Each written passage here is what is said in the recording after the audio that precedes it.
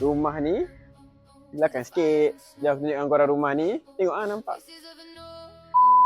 Rumah double story terletak di Taman Pulai Utama, kawasan Unblock View. Ini kawasan carport dia. Boleh muat 2 biji kereta untuk parking. Itu safety door kita bagi. Pink hall dia korang boleh nampak bahagian atas dia. Rumah ni ada 4 bilik, 3 bilik air. Rumah non-bumi lot. Ini bilik yang pertama, bilik master bedroom. Dah siap dengan toilet.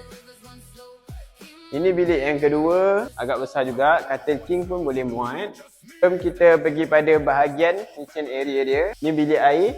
Agak besar bilik air dia, bilik air sharing. So ini bilik yang ketiga. Ini kitchen cabinet, kitchen.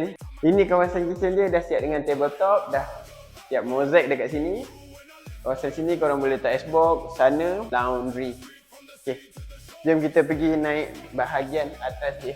Boleh mozaik juga atas dia, tangga dah siap macam ni. Jom pergi tengok bahagian bawah tu.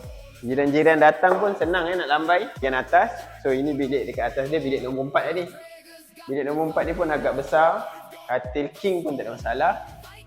Ini toilet yang terakhir dekat bahagian atas.